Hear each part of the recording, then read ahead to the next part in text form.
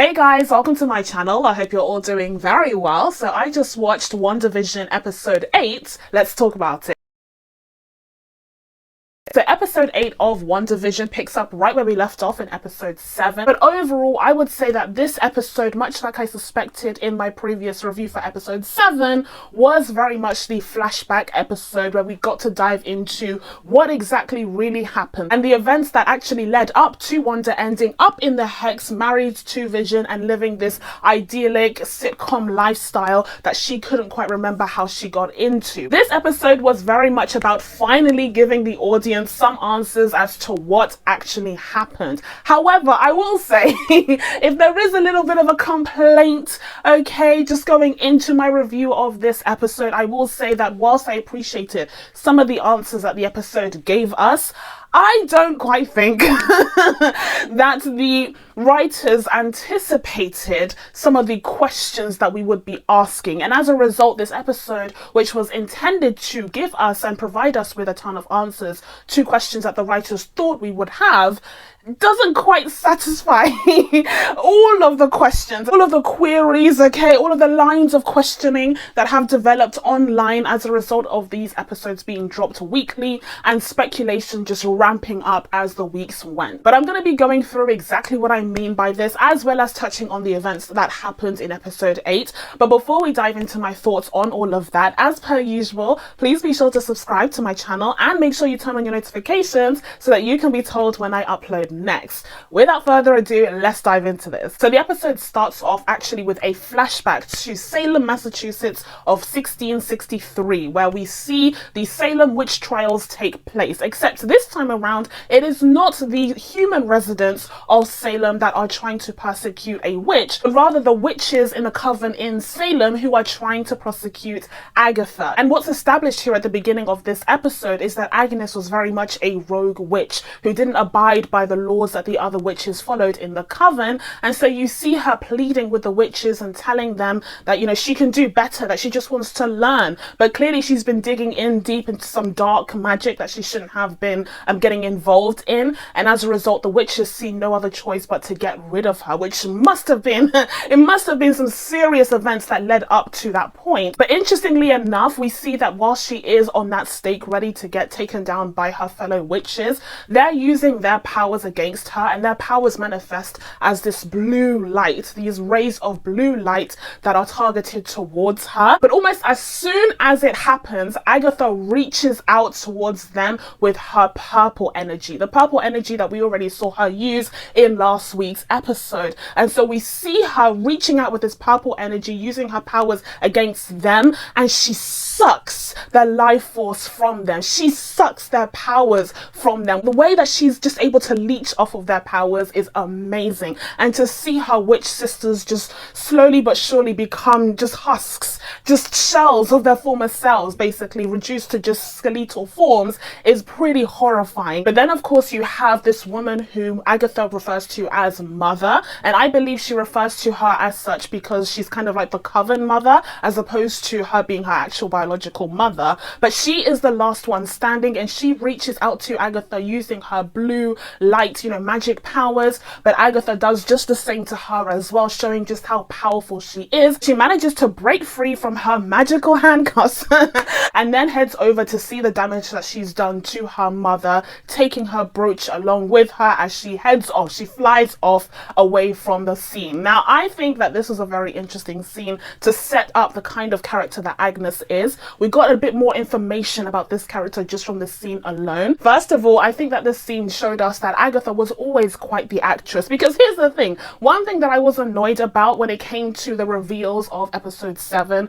with the whole Agatha all along situation the jingle, okay, was that, you know, that scene where she was talking to Vision and she was on the outskirts of the Hex and she seemed genuinely afraid and genuinely frightened about what Wanda was doing to the people inside the Hex. But then of course it's revealed that that was all an act. I felt like that was cheating a little bit. I did feel like it was cheating a little little bit because it didn't really give us a chance to be in on the joke. There was never really a moment where I felt like, is she lying? Because I personally, and some people did not, okay, some people didn't fall for it, and that's absolutely fine, good for you, but I personally was convinced by her performance. But it does help to see in this episode that, you know, when she is on the stake, like ready to be killed by her sisters, she's still acting it up. You can see the flourish, telling her fellow sisters and her mother, her coven mother, that she doesn't intend anyone any harm, that she just wanted to learn, if you could just give me a chance. That was very convincing. And then immediately she starts sucking the life force out of them. So clearly it wasn't genuine, and clearly she's very gifted at manipulation and deception. Now, another thing to note here is that due to the fact that we see that Catherine Hahn has been de-aged for that scene, it seems as though Agatha does age, or at least to some extent. It does seem as though they're trying to allude to the idea that she ages, it just takes her much longer. And I perhaps think that one way that she prevents herself from aging as quickly as, you know, she naturally would is by absorbing people's powers. I think that she is someone who can siphon energy and siphon powers, as we've seen her do in this scene, and I think that's one of the reasons why she seeks powerful objects or powerful people, as she is attracted to the hex that is formed after Wanda creates it, which we'll discuss. And I think that's one of the reasons that she's able to stay young for so long. It's a classic, you know, Disney trope that we've seen time and time again, and I think it's really interesting when you take a look at the character of Agatha and her origin. And another thing that I did want to mention when it comes to this character is, speaking of, you know, Disney tropes when it comes to, you know, magical witches, I do find it interesting that this series overall has introduced the idea of actual magic in the MCU. Now, I already discussed this in a previous review, but here we very much saw a scene that felt like it was part of a Halloween film. It felt like, actually, I will say, what it reminded me of vividly was the Vampire Diaries. Listen, I got a few CW vibes throughout this episode, if I'm being honest. There were moments of the episode where I just felt were just incredible, absolutely amazing. But then there were also moments where I was like, this is giving me Vampire Diaries circa 2012. Okay, this is giving me the original circa 2016. Okay, like, I don't know about this fitting into the MCU, and certainly not into the WandaVision, you know, quality of content that we established in the other episodes. But still, I do find it interesting that it seems as though the MCU is really leaning in heavily on the magical aspects of this lore, of this character, because that's something that we haven't really seen before. Even with Doctor Strange, he's kind of like a scientist playing with magic, or learning and cultivating his skills around magic. Whereas when it comes to characters like Agatha, and as is suggested here, Wanda, they have a natural affinity for magic, which speaks to the existence of all these other forces that we haven't really explored yet in the MCU. And speaking of the Vampire Diaries, what I find interesting as well is that with this new phase of the MCU that introduces these classic concepts of magical creatures, we are going to be seeing the introduction of vampires in the MCU through the character of Blade, who should be popping up in, I believe, phase 5. So after the flashback in the opening sequence, we head right back into the hex itself, and we're back into Agnes's basement where she is, of course, still confronting Wanda. Now, she has Wanda all locked up, okay? She has Wanda trapped in some sort of spell, and Wanda, of course, being an incredibly powerful being, her first instinct is to be like, oh, I've got this. Oh, you think you can go against me? Oh, but it turns out that doesn't work, because as Agatha reveals, she has spelled that basement so that she is the only witch who can perform magic there. Now, this is very interesting because already I'm thinking two things. First of all, this once again gave me strong Vampire Diaries vibes, because how many times did we see the character of Bonnie making some kind of spell, okay, bewitching the place some kind of way, a protection spell, so that certain characters, certain vampires or werewolves or whatever, that show was crazy but amazing, certain characters will not be able to access a territory or some sort of area. We've seen it so many times. So to see it being said here as well by Agatha, her explaining that she's engraved all of these runes around the actual basement itself, which seems to be in the shape of a hexagon, which ties in directly into hexagons being symbols of magic and science in the MCU, as well as, you know, the multiverse multiverse, but we won't be talking about that right now. And I find it fascinating to see that parallel because once again, it's giving me, you know, Vampire Diaries vibes. It's giving me mythical creatures vibes for the first time in the MCU. But secondly, we also get this like mini lesson with Agatha at the beginning of the episode where she's shocked and confused as to how Wanda doesn't understand the fundamentals of magic when she's such a powerful person. Agatha is able to demonstrate, you know, basic witchcraft in the form of mind control of the Fly, which she says takes a feeble mind, which is interesting because it's highlighting the fact that Wanda never really had control over Agatha's mind. She just let her believe that she did, but she was just playing along in order to find out exactly how this mechanism worked and to get into Wanda's mind herself. And then you also have the transmutation spell, which Agatha demonstrates by turning the Fly into a bird, and the bird ends up getting eaten up by Señor Scratchy. And it turns out that Señor Scratchy himself is actually a rabbit, I guess. He's not a black cat who's been transmutated to look like a rabbit, as I suspected he would be because of the comics and how Agatha has a black cat in the comics. But, you know, whatever. He's a rabbit. That's fine. That's also another symbol of magic, I guess, so it works. But anyways, Agatha is running through these very basic and fundamental elements to magic and also showing her awe and how impressed she is that Wanda was able to use those fundamentals, but just to a greater scale, to the point where she created this incredibly complex world where she was able to transmutate an entire, you know, town, as well as being able to control people over a much wider radius, which Agnes finds very impressive. And Agatha even mentions this concept of automatic magic, the idea that Wanda is able to do this without constantly having to cast these spells, as Agatha does throughout this episode. When she wants to do something magical, you see her work through the spell because she's been taught to do so because she grew up in a coven. Whereas with Wanda, it seems as though this magic is instinctual. It's based off her emotions, it's based off what she wants from the world, and she's just able to manifest it. And so Agatha is starting to kind of build this theory about who Wanda could be. And what's really interesting is that this is all about Agatha trying to get to the bottom of who Wanda is, which is fascinating because in last week's episode, we were all concerned about who Agnes really is, and we were concerned about the fact that she's Agatha Harkness and what that could mean for Wanda and her children. But in this episode, in a lot of ways, we get to see and discover the character of Wanda through Agatha's eyes as we try to delve into who this person really is, because ultimately she's been acting, she's been playing a role just as much as Agatha has. Okay, so before we dive into the Christmas Carol portion of this episode, I want to quickly mention Fietro, okay, which is what Agatha called fake Pietro in this episode, which I found quite funny.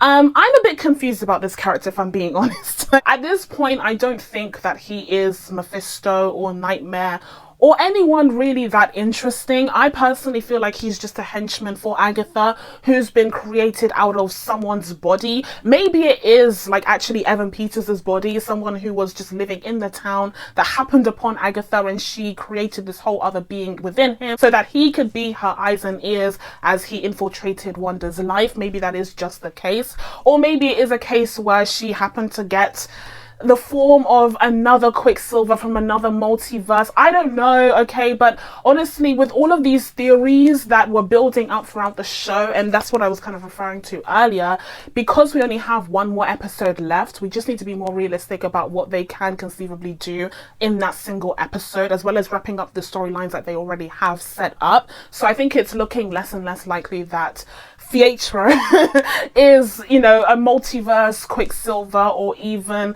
a Mephisto or Nightmare. I don't think it's wholly impossible, but I just think I'm going to lower my expectations for that big reveal. So speaking of Fietro, we did get the mention of the real Pietro of the MCU, that being the one played by Aaron Taylor-Johnson, where Agatha explains the reason why she didn't bring him back is because she couldn't perform necromancy on him because his body was like in Sakovia or somewhere. I don't know where his body is. And not to mention the fact that it was riddled with bullets, which obviously riles up Wanda quite a bit, hearing that and being reminded of that. But yeah, that's kind of explained away. And it's basically a way for them to tell us as an audience that Aaron Taylor-Johnson is probably not going to be making an appearance, which again is unfortunate. I would have loved to see the two Quicksilvers share some screen time together, but it seems as though we're not going to be getting that in this series. Okay, so now it's time for the A Christmas Carol portion of the episode, where Agatha all of a sudden becomes the ghost of Christmas past and she travels through with Wanda to her past to try and get more information about who this character really is. So the first memory that Wanda is forced to relive due to Agatha's heartless exposure therapy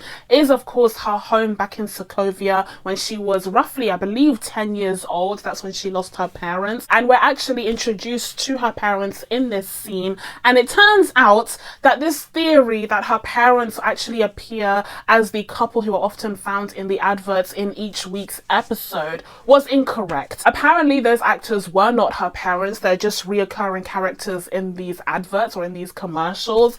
I don't know how I feel about that. I feel like it's a missed opportunity, quite frankly. I feel like Jack Schaefer may have been reading some of the tweets and some of the theories about, you know, the parents being the ones in the ads, and she would have been like, damn it, that would have been a good idea because it just makes sense. Like, you have the same two characters in a lot of these ads, why not just make them Wanda's parents? It would have been a cool reveal. But no, instead we got these two other random people, which I get, it's fine, like the actors were fine, it's fine, but disappointed, but it's fine. But we finally get to see a snippet of Wanda's childhood in Sakovia, and we see where her love of sitcoms was born. And this is something that I had suspected from the very beginning, the idea that Wanda had grown up with these sitcoms in Sakovia. She had kind of fallen in love with them. It was something that she would often watch, and that's what inspired her to create this world that very much feels like a living sitcom. So I'm glad to see at least that was confirmed. At least, like, okay, I'll take that tiny win. So we see this evening play out with the family, where conveniently enough they are speaking English on that day because that is the assigned English speaking day, and it seems as though we're walking into this regular tradition that the family has of watching a sitcom all together. And this time around it's Wanda's turn to choose, and she chooses to watch the Dick Van Dyke Show, her favorite episode of it, the Walnut episode or something, and we get to see that sitcom play out. And honestly, it just reminded me of how accurate the recreation of that sitcom was in the first episode of this series. Like, I was just so impressed to see the parallels there. And I think as well that scene does such a good job of selling the idea that Wanda was infatuated with this world. What she was seeing on screen was just the ideal for her. And actually the portrayal of the actress who plays Dick Van Dyke in the actual show is very much highlighted in this scene as well, because this is someone that Wanda connects with. And it's clear to me at least that she saw her as being this ideal wife with this ideal husband in this ideal marriage, and that is something that she wanted for herself. And I very much have to commend the child actress who portrays young Wanda in this scene, because she does a very good job of communicating all of that without saying a single word. So I really enjoyed that scene because it was very insightful. And even though I kind of knew that she was inspired by sitcoms because of a very similar scenario to what I had predicted, I still think seeing it play out had a huge emotional impact,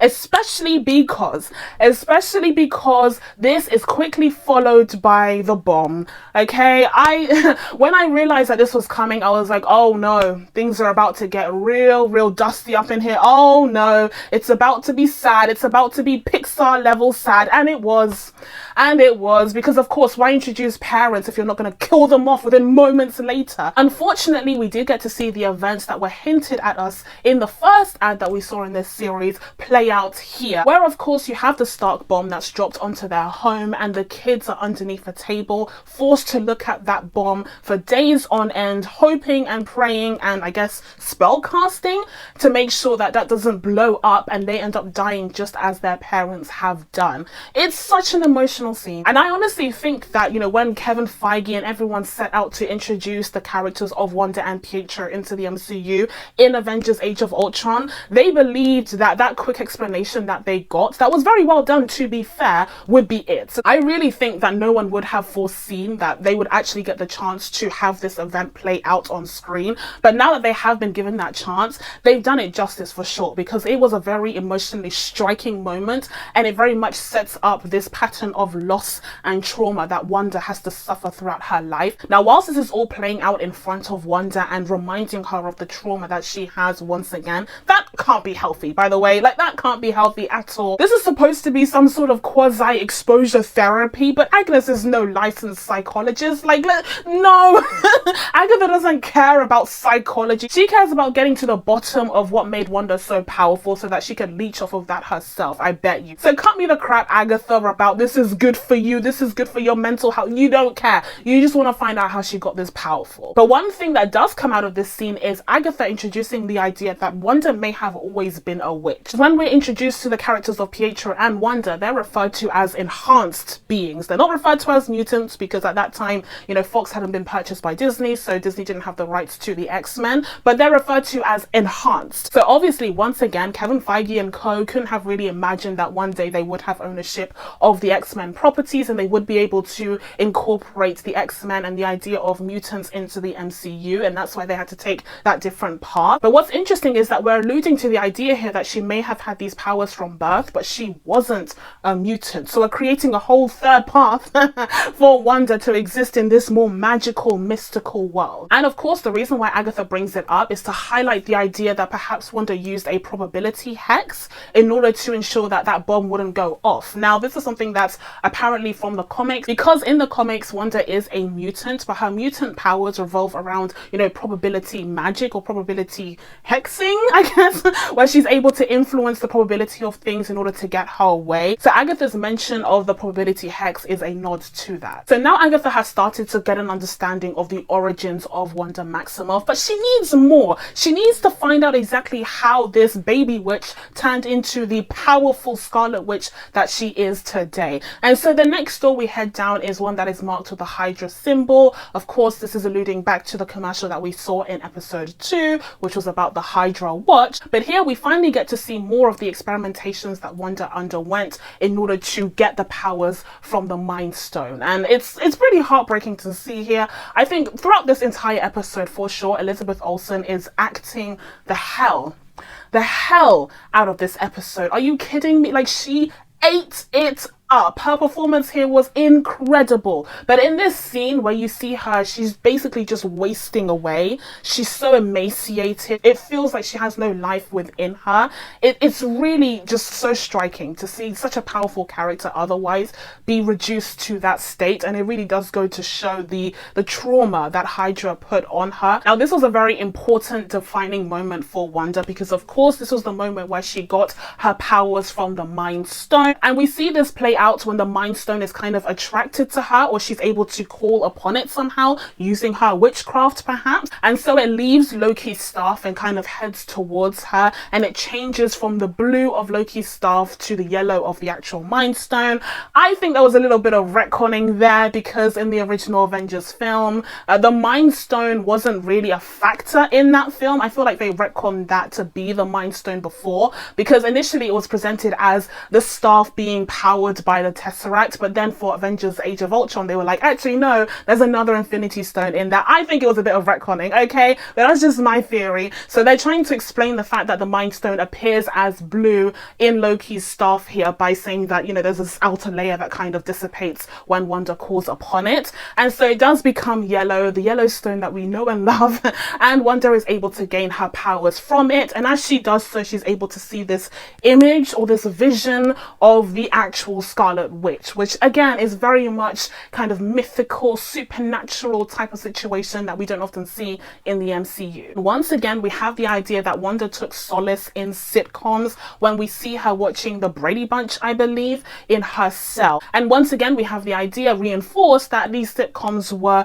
basically a form of escape for her when she was in these really traumatic and difficult situations. And lastly, before I head off to the next scene, I did want to mention that I found it very impressive that the team was able to recreate the feel of Avengers Age of Ultron. Like, truly, it felt like a scene straight from Avengers Age of Ultron. And I say this because it largely contrasts with the scene that we get next, where Wanda heads over to Avengers Tower, her room in Avengers Tower, where she interacts with Vision, because that entire scene feels like it came straight out of Captain America Civil War. It's very impressive. There's something about the cinematography, there's something about the way that these scenes are shot that are very reminiscent of the films and the eras of the MCU that they're supposed to come from. Okay, so the next scene that we get isn't really about Wanda's powers or her magic per se, but it's mostly supposed to establish one of the reasons why she became so dependent on Vision. Now, one of the biggest criticisms that I had going into this series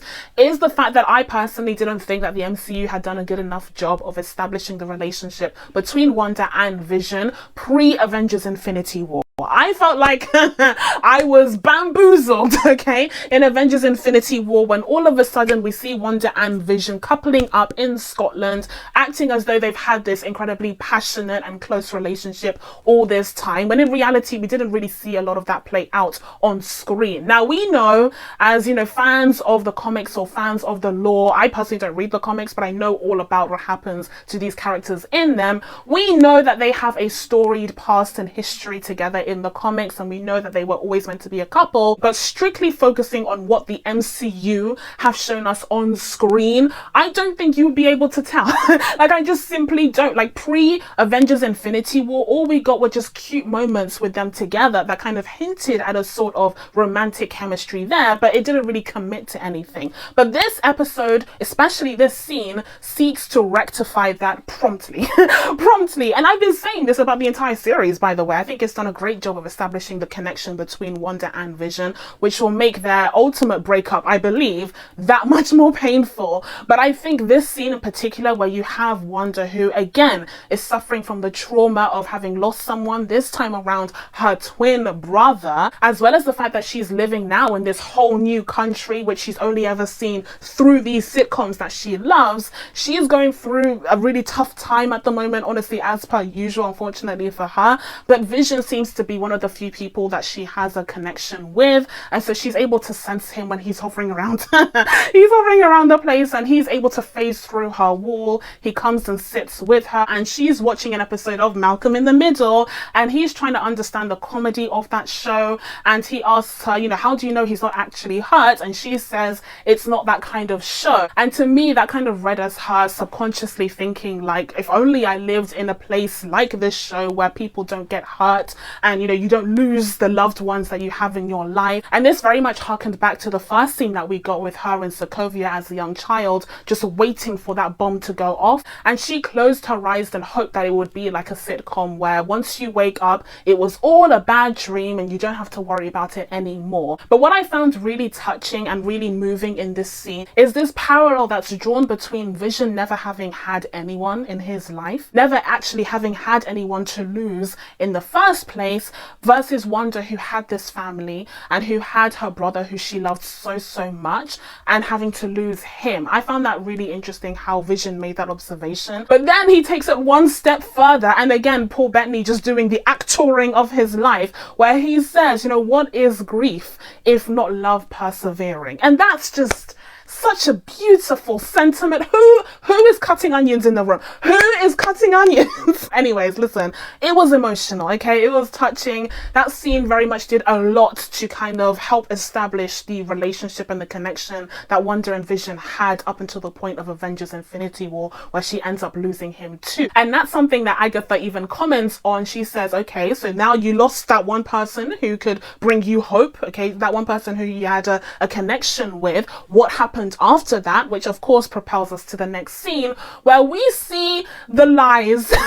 Listen, I don't have much to say about this scene other than what's new? What's new? Hayward is a dickhead. What's new? This isn't even the portion of the video where I talk about Hayward is a dickhead. We'll talk about that later on. But Hayward is a dickhead. What's new? He lied. He absolutely lied, because he showed us footage of Wanda bursting into the place, taking Vision forcefully, and that's not what happened. So he sucks, as per usual. He's turned out to be a worse guy than I suspected initially. But what does happen ends up being, of course, so much sadder, because we see Wanda head towards Hayward's office, where he shows her Vision being dismantled for parts, basically, you know, broken apart for parts, because he's made up of $3 billion worth of vibranium. And so to Hayward, he's literally just a piece of technology. That's literally all he is. He's the most powerful sentient weapon, and that's how he sees him. Whereas Wanda sees Vision as a person, as someone someone that she has an emotional and even biological or chemical connection with because of the fact that they both get their powers from the Mind Stone. And so she tries to plead with Hayward to get access to Vision's body so that she can bury him. But Hayward's like, nah, like I'm not gonna dig a hole and put $3 billion worth of vibranium in it. Like that doesn't make any sense because he's whatever. He sucks, whatever. Anyways, so she ends up saying goodbye to him, and you see her heading towards where the scientists are working, pulling Vision apart, just treating him like nothing but machinery. We even get to see, you know, fingers being removed from his hand. It's really tough, man. You see Wanda head towards Vision's head, and she puts her hand on his head where the Mind Stone used to be, and she says, I can't feel you. And it's just like, here come those bloody onions again. Now that of course was a callback to Avengers Infinity War when they were both in Scotland just trying to spend time together, and she touched his forehead and said, all I feel is you. And then later on where she was forced to do what she had to do, okay, before Thanos reversed it, Vision this time tried to reassure her, even in death, even when he was dying, that all he felt was her. He didn't feel any pain as she killed him. Oh, it's tough, man. As she killed him. And so this time around in this episode, we see her kind of recall those events, but she's not able to feel anything because he has no life force inside of him. But instead of attacking the scientists, instead of attacking the agents of S.W.O.R.D., as I expected her to do based off of Hayward's footage, but he's a liar, so whatever, she just heads straight to her car. Like, she heads straight to her car, but lo and behold, there's this note, there's this letter there, and so she seems to see that letter, I guess, for the first time. I wonder who put that letter there. But anyways, this is where we see Wanda heading towards Westview, New Jersey, and we see the town for what it really is, which is this really run-down town that's, you know, obviously seen better days. It's rough out there, okay? And for the longest time when she's kind of driving around, you can't quite understand why she's here in the first place. But then she reaches these streets, the neighborhood that we've become quite familiar with, and we just see these foundations, and she's just looking at these foundations, and you see the weeds that have grown up around them, and you see just how much disarray surrounds the area now. But when she actually reveals what the letter was, it was a deed to this house, to the house that clearly Vision had been intending on them building so that they could live together and grow old, as per the note that he left on there. And again, we're just laying it on thick, and that's exactly what they had to do in order to establish why Wanda would get to the state where she would create the entirety of the hex. So they very much did a good job of piling one thing after the other to make us feel like, you know, honestly, I would create a hex at this point, just living vicariously through her. I would very much want to escape all of this because it's just too much. And that I find it interesting how we do establish that the town was pretty run down, that it was pretty bust up, okay? It had seen better days, as I said. And I do think that kind of ties back into what Fietro was saying when he was talking to Wanda in the Halloween episode, where he was trying to convince Wanda that what she'd done wasn't too morally reprehensible. He was like, oh, it's not so bad. You gave them better jobs. You know, you gave them better lives, even if you are controlling their minds. Like, who cares? You're making their lives better for them. And I think these shots of Westview is supposed to show us just how run down the town really was, and how in some ways Wanda did make things better, but at what cost? At what cost? Because she was controlling people's minds. And again, she's supposed to be the hero here, but that seems like a very villainous thing to do. So not only did Wanda have to see Vision be dismantled right in front of her very eyes, but on the very same day she had to go visit the house, you know, the foundations of the house that he had been planning on building with her 5 years ago before the blip, and that just broke her. That just broke her completely, and that's when Westview was formed. Her version of Westview was formed. We see how she creates the house around her, almost like she's literally building up walls around her, which is a term that's used in psychology to signify, you know, people creating these blockades to kind of protect themselves from trauma. But instead of just building walls in her mind, which is what you would expect from someone who has suffered trauma, she's actually built walls around her physical self and indeed around the whole town of Westview, creating the hex. But then it doesn't even stop there, because we also see Wanda creating Vision. Because yes, it turns out that she didn't use Vision's dead corpse in order to reanimate him, but rather she managed to create him using her own magic and using using, I'm guessing, the most complex transmutation spell to have ever existed. But finally, after seeing all of this, Agatha thinks she has all of the information that she needs, so she claps Wanda out.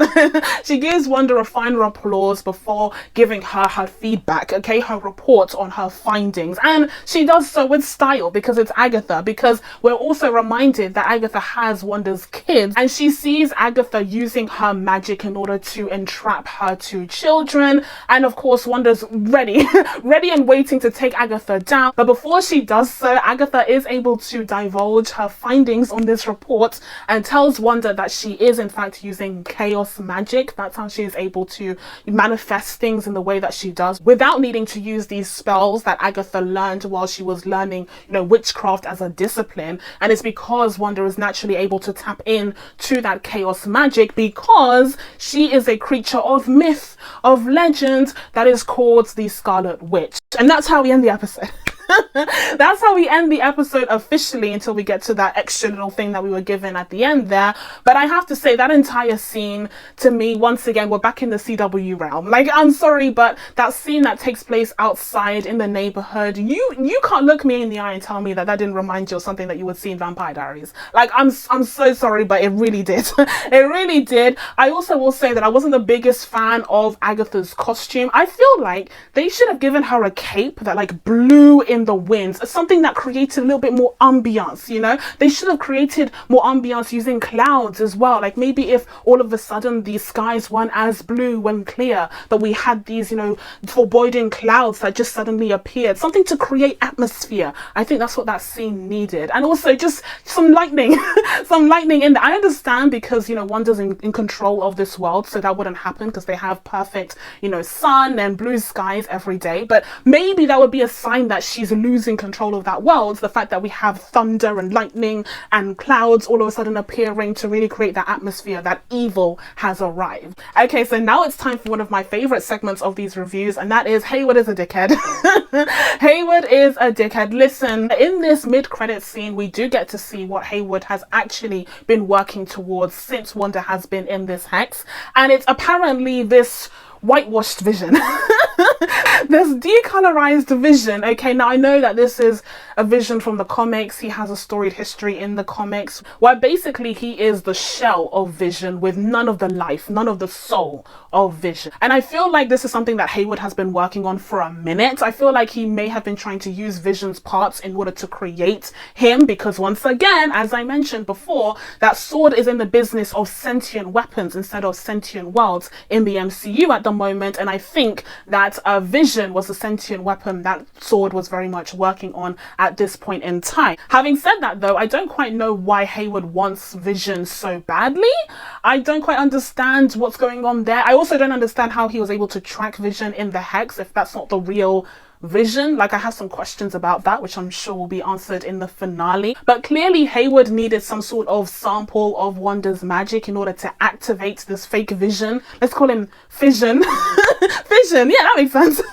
So he needed Wanda's magic to activate Fission. So he used that missile that he'd sent in to attack Wanda, and that Wanda had dragged out, that still had her powers kind of being radiated around it. He used that to jumpstart Fission into existence. And so we're going to see that play out in next week's episode for sure. But this is the finale, so I'm expecting massive things. But that's it from me. Now that I told you guys my thoughts on WandaVision episode 8, it's time for you guys to let me know what you thought of this episode down in the comments below. Please be sure to subscribe to catch new videos coming up. Thank you guys so much for watching. I really appreciate it, and I will see you in the next one. Bye.